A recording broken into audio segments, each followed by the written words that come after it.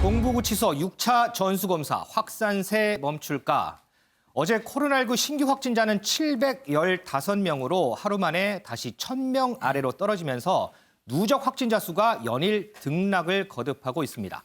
이를 두고 정세균 총리는 감염 확산세와 이를 막기 위한 방역 노력이 팽팽한 줄다리기를 하고 있는 모습이다. 이런 표현을 썼습니다. 이를 되짚어보면 언제든 감염 규모가 커질 수도 있는 상황은 계속되고 있다. 이렇게 볼 수 있어서 마음을 놓기에는 아직은 이른 것 같습니다.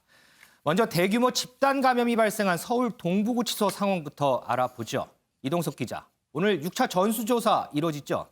네, 그렇습니다. 동부구치소가 오늘 제6차 전수검사에 나섰습니다. 전수검사 대상은 직원 및 수용자를 포함한 약 1,300여 명인데요. 동부구치소의 이런 심각한 상황을 반영하듯이 이용구 법무부 차관이 매일같이 동부구치소를 방문하고 있는 상황입니다. 오늘은 동부구치소를 방문한 데 이어서 동부구치소와 같은 고층 빌딩형인 수원구치소를 방문했는데요. 현장 상황 먼저 만나고 오시겠습니다.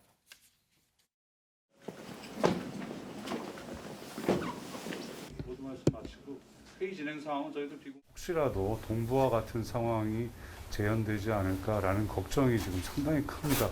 확진자가 나왔을 때 그러면 어떻게 대처할 것이냐에 대한 대비 태세를 지금 저하고 같이 의논을 좀 해보자라고 해서 제가 왔습니다.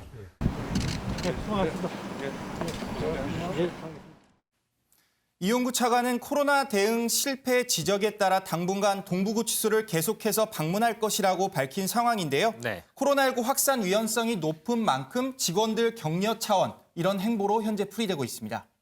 자, 김은미 기자. 그런데 이게 교회발 집단 감염도 좀 우려되는데 상황은 좀 어때요? 네, 교회발 집단 감염 지금 곳곳에서 일어나고 있습니다. 그러니까 서울, 용인, 부산 등 사실 전국적으로 지금 이뤄지고 있는데요.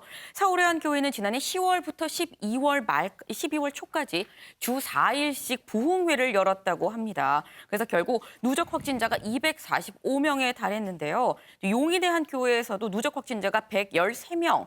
이 교회에서는 대면 모임 활동도 강행을 하고 또 연말에 교회에서 재롱잔치를 노 마스크인 상태로, 그러니까 마스크를 하지 않은 상태로 진행을 한 것으로 알려졌습니다. 재롱잔치요? 네, 그러니까 이 서울시, 용인시 모두 이제 해당 교회에 대해서 감염병 예방법 위반 혐의로 형사 고발을 하기로 했는데 단순한 형사 고발뿐만이 아니라 그러니까 서울시는 그 해당 교회에 손해배상을 청구하고 용인시는 그 해당 교회에 대해서 구상권을 청구를 하겠다. 그러니까 입원비, 치료비, 방역비에 대한 구상권도 청구를 하겠다고 밝혔는데 이게 수도권만의 문제는 아닌 게 보면은 부산에서도 지금 이런 일이 있습니다. 네. 부산의 한 교회에서는 600명이 넘는 사람이 모여서 대면 예배를 강행을 했고 이게 적발된 것만 실제로 몇 번을 했는지 모르겠으나 최소한 적발된 것만 12번이고 12번이 적발됐어요. 네, 12번 적발된 거에서 형사 고발 조치를 당한 것도 7번이나 되는 상황입니다. 그런데요, 이동석 기자. 그 방송인 조혜련 씨가 SNS에 교회 관련해서 사진 올렸다가 삭제했다고 하던데 이게 무슨 문제가 있는 거예요? 네, 그렇습니다. 방송인 조혜련 씨가 자신의 SNS에 올린 글이 굉장히 논란이 되고 있습니다. 바로 교회에서 예배를 드렸다는 글이었는데요. 사진을 보면 조 씨는 마스크를 착용한 채 교회에서 지인들과 함께 사진을 찍었습니다. 촬영 시점은 명시돼 있지 않아 언제 촬영됐는지는 알 수가 없는 상황인데요. 조 씨의 글은 곧바로 논란의 중심에 섰습니다. 바로 코로나 시국에 부적절한 게시글이었다. 그러면서 예배를 비대면으로 실시하려는 정부의 지침을 어긴 것 아니냐 이런 비난의 글이 현재 쇄도했는데요. 비난이 잇따르자 조 씨는 해당 게시물을 내린 상태입니다. 김원미 기자. 그런데 네. 이제 조혜련 씨가 이제 교회에 간 거 이 부분 진짜로 문제가 되는 거예요? 네. 그래서 한번 알아봤습니다. 그래서 알아봤는데 지금 현재 수도권 서울, 경기, 인천은 사회적 거리 두기가 2.5단계입니다. 근데 이 경우 지금 보시는 것처럼 일단 비대면 예배, 미사, 법회가 원칙이긴 합니다만 네. 보시면 이 비대면은 목적으로 필요한 촬영인 어떤 기술 인력에 대해서는 전체 다 합쳐서 20명 이내이면은 가능하다라고 규정이 돼 있습니다. 네. 그러니까 조혜련 씨도 아까 보신 그 20명 이내의 규정, 어떤 기술 인력이나 비대면 예배를 위한 준비를 위한 인력에 속한 것으로 보이는데, 왜냐하면 조혜련 씨가 이런 글을 자신의 SNS에 어제 올렸습니다. 그러니까 늘 비대면으로 예배를 드렸었다. 그런데 이번엔 목사님이 비대면 예배를 위한 도움을 요청해서 가게 됐다라고 밝혔습니다. 뭔가 참 많이 좀 헷갈리는데 이렇게 교회도 그렇고요. 지금 사회적 거리두기 상향으로 해서 집합 제한이 계속 이어지면서 어려움을 겪는 분들이 많습니다. 특히나 이 방역 수칙이 업종별로 다 다르면서 다르게 적용되다 보니까 집합 금지 조치가 이어지는 업종들을 중심으로 더는 못 버티겠다, 이래서는 안 되겠다 이런 목소리가 많은데 이와 관련해서 윤지연 기자 백브리핑에서 한번 알아보겠습니다.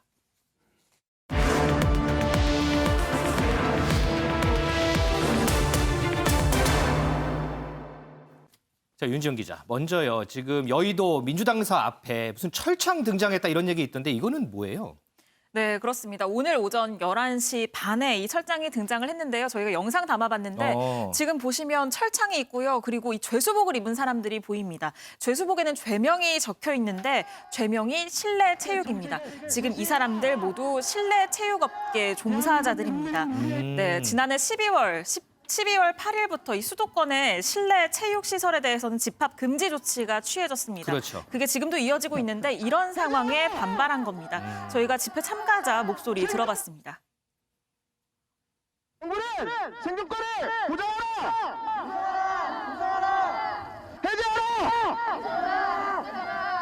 실내 체육업 죄라는 그 죄명을 가지고서 저희가 현재 이렇게 형평성과 실효성이 부족한 정책에 의해서 집합 금지를 당하고 있다고 생각을 하고요. 그래서 갇혀 있는 저희를 표현하기 위해서는 철창이 제격이라고 생각을 했었습니다. 네, 마스크를 필수적으로 착용을 하고 그리고 또 회원 명부를 관리를 하고 있어서 네. 이 역학조사가 용이한데도 불구하고 고위험 시설로 계속해서 분류가 돼서 이 집합 금지 조치가 되는 것, 이건 부당하다는 입장입니다. 그런데 지금 뭐 이런 것들 때문에 지금 집합 금지 명령 불복 움직임도 있다 이런 얘기도 있더라고요. 네, 그렇습니다. 이 일부 헬스장들을 중심으로 문을 열어두는 일명 오픈 시위를 진행하고 있습니다. SNS를 보니까 인증 사진도 지금 굉장히 다수 올라와 있는데요. 네. 저희가 오픈 시위 참가자 목소리도 한번 들어봤는데 먼저 듣고 오시겠습니다. 영업은 하지 않고 문을 열어놓고 실제 오픈에 준하는 상태로 저희가 뭐 TV도 켜놓고 뭐 런닝머신도 켜놓고 이런 상태에서 SNS 홍보하고 회원님들께도 좀 알려드리면서 이런 식으로 진행하고 있습니다. 뭐 17일까지 문을 닫는 거는 기정사실인 것 같아서 네. 그때까지는 계속 저희가 문을 열어놓고 운영이 아니라 이제 오픈 시위를 할 예정이고요. 네, 지금 들으신 것처럼 이렇게 문만 열어놓은 곳들도 있지만 이 일부는 과태료와 벌금을 본인이 감수를 하고서라도 운영을 계속하겠다 해서 실제로 운영을 하고 있는 곳도 있습니다. 이 수도권의 경우에는 이 헬스장을 운영하려면 월세가 적게는 수백만 원에서 많게는 수천만 원에 달합니다. 그런 만큼 더 이상은 버틸 수 없다. 이런 걸 이 오픈 시위로 표현하는 겁니다. 그럼 이렇게 반발이 커지는 이유는 뭐예요? 네, 반발이 더 커지는 이유는 이 업종별로 지침이 다르게 적용되는 부분, 그래서 형평성에 어긋난다. 이런 형평성 점을 문제다. 특히 많이 지적하고 있습니다. 네. 어제 오전 0시부터 학원과 교습소 그리고 일부 실내 체육시설에 대해서 집합 금지 조치가 해제됐다는 내용 저희도 전해드렸는데요. 그렇죠. 예, 어제 관련 내용을 전해드리면서 업종별로 적용되는 지침이 굉장히 복잡하다 보니까 좀 제대로 전달이 못된 부분도 있어서 네. 다시 설명을 드리면 네. 이 발레 등의 무용 계열은 학원이나 교습소로 분류가 됩니다. 그렇기 때문에 성인을 포함해서 수강생들을 받을 수가 있습니다. 네. 이 9인 이하의 방역 지침만 지킨다면요. 그런데 헬스장과 요가, 필라테스 등은 실내 체육시설입니다. 그래서 여전히 집합 금지 대상인데요. 이 실내 체육시설 가운데에서도 체육 도장업에 속하는 7개 종목에 대해서는 이 집합 금지 조치가 해제됐습니다. 7개 종목 제가 보니까 태권도, 유도, 검도, 유슈, 합기도, 권투, 레슬링 등이 여기에 속합니다.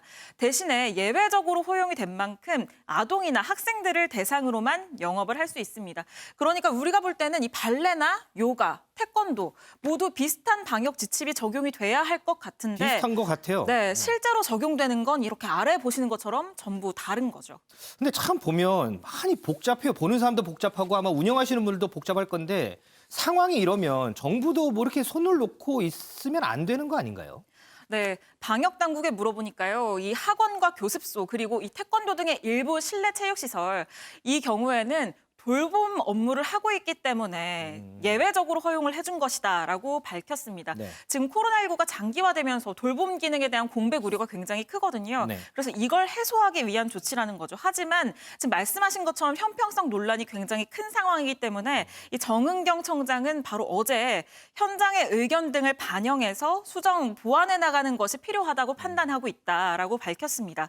또한 방역 당국은 이 숨진 대구의 관장, 이 관장이 운영하던 곳은 헬스장이 아니라 장애인 재활시설장으로 집합 금지 대상이 아니었다라고 해명도 내놨고요. 네. 또한 다중이용 시설에 대한 집합 금지 완화를 검토하고 있다라고 밝혔습니다. 방금 들으신 것처럼 정부도 지금 수정하고 보완하겠다고 밝힌 만큼 이 정부 대책 좀 더 지켜보고 다시 다루도록 해야 될 것 같습니다. 윤 기자 수고했습니다. 자, 윤경호 의원님, 방금 윤지영 기자 이제 백브리핑 내용 들으셨는데 이런 불복 움직임, 물론 정부에서 이제 수정 보완하겠다고 합니다. 하지만 그럼에도 불구하고 좀 나는 뭐 더 이상은 안 되겠다 이런 움직임들 어떻게 좀 보세요? 정은경 본부장이 밝혔다고 했으니까 현장의 의견을 들어서 수정 보완 늦추면 안 될 것 같아요. 빨리. 아까 윤지영 기자가 설명했던 대목 중에 형평성에 서로 당사자들이 납득을 못하겠다라고 하는 대목이 있다면 그거는 좀 귀를 기울여서 조치를 해야 될 것 같고요. 그렇다고 해서 지금 정부의 방역 조치를 내놓고 불복을 하겠다는 식으로 저항을 하는 건 그것도 역시 바람직하지는 않아 보입니다. 네.